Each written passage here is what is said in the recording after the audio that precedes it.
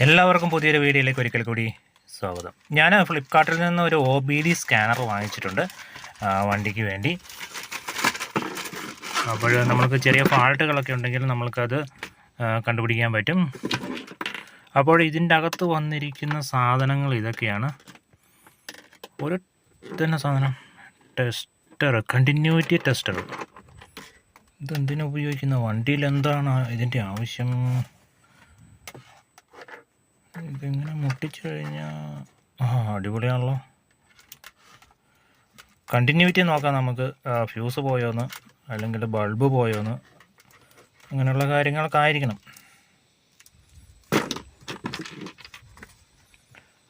അപ്പോൾ ഇതാണ് OBD2 ആണിത്.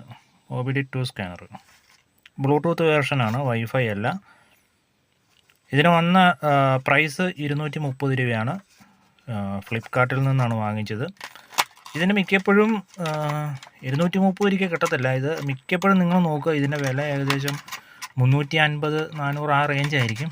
ഞാനേതോ ഒരു ദിവസം നോക്കുമ്പോൾ, പ്രത്യേകിച്ച് ഓഫറൊന്നും ഇല്ലായിരുന്നു, ഒരു ദിവസം നോക്കുമ്പോൾ 230 കണ്ടു, വാങ്ങിച്ചു. മറ്റുള്ള ഏത് സൈറ്റിലാണെങ്കിലും 210 രൂപയൊക്കെ കാണിക്കുന്നുണ്ട്. അതിന് പക്ഷേ ഷിപ്പിംഗ് ചാർജ് ഒക്കെ കൊടുക്കേണ്ടതായിട്ട് വരും. ഇതാണ് OBD2 സ്കാനർ.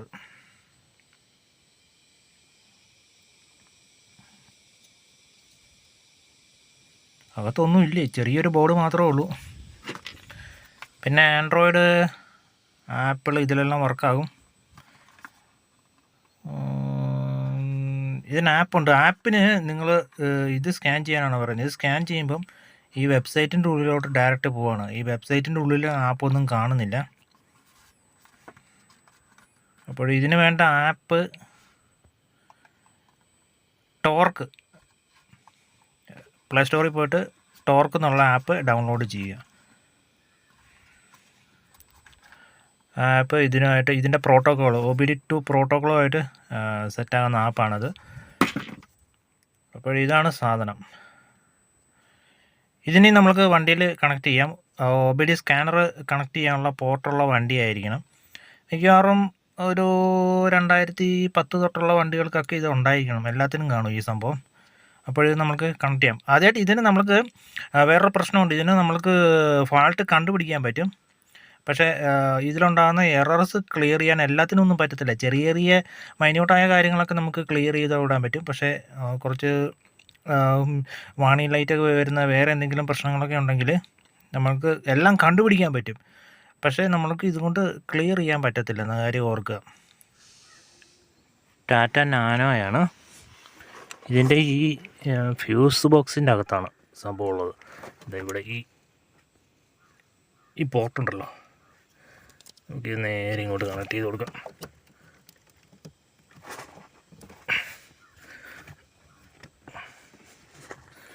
ഇനി ഞാനൊന്ന് കീ ഓൺ ചെയ്യട്ടെ.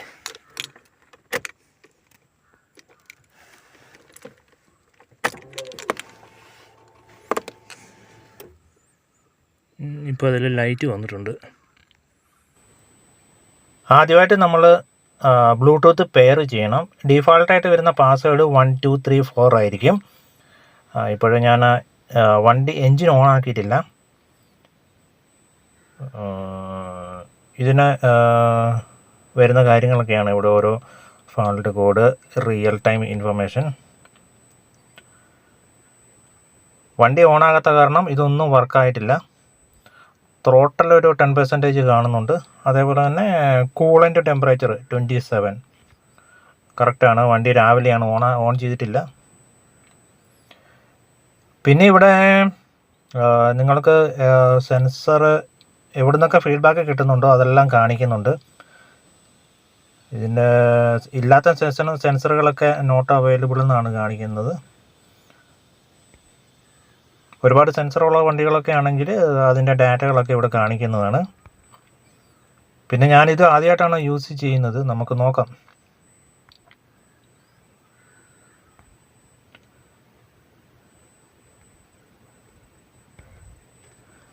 ഇനി നമ്മൾക്ക് എൻജിൻ ഒന്ന് സ്റ്റാർട്ട് ചെയ്ത് നോക്കാം.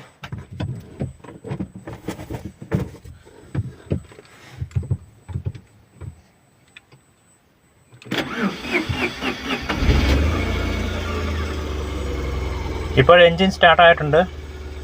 വാക്വം, നമ്മുടെ ബ്രേക്ക് വാക്വം ടൈപ്പാണ്. ഇതിൻ്റെ വാക്വമാണ് കാണിക്കുന്നത്. റിവേഴ്സ് ഇവിടെ എന്തൊക്കെയോ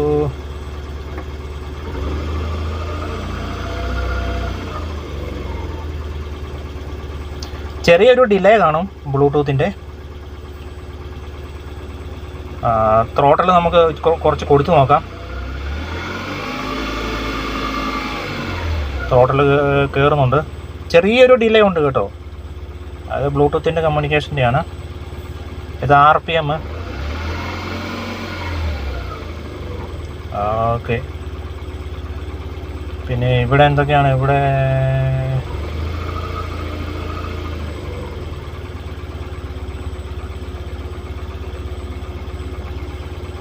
ഇതിൻ്റെ ഹോം പേജിലും RPM കാണിക്കും.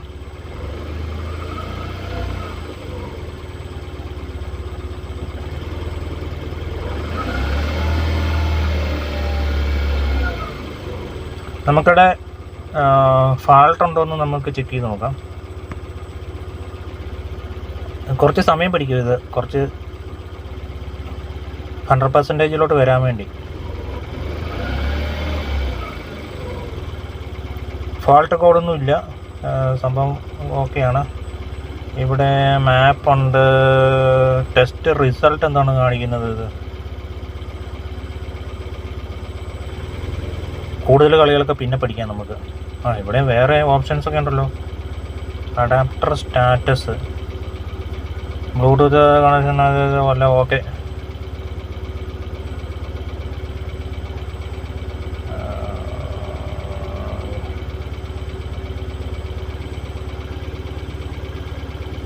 അതിനെക്കുറിച്ചൊക്കെ നമുക്ക് പിന്നെ പഠിക്കാം.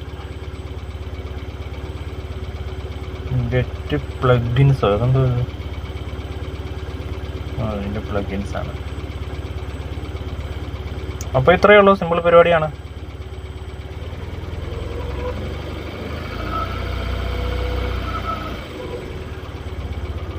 ഇപ്പോൾ കൂളിൻ്റെ ടെമ്പറേച്ചർ ഉണ്ടോ? 60 മേളിൽ കയറി. ഇത് 100 വന്ന് വരുമ്പോഴാണ് റേഡിയേറ്റർ ഓൺ ആകുന്നത്. അതിന് കുറച്ച് സമയം പിടിക്കും. എൻജിൻ ടെമ്പറേച്ചർ 100 വരണം.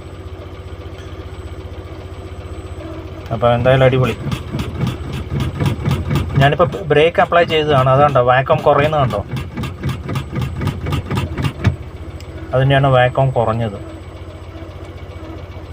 എന്തായാലും ഓക്കെ, അടിപൊളി. ഇതൊരെണ്ണം വാങ്ങി വെക്കുന്നത് നന്നായിരിക്കും.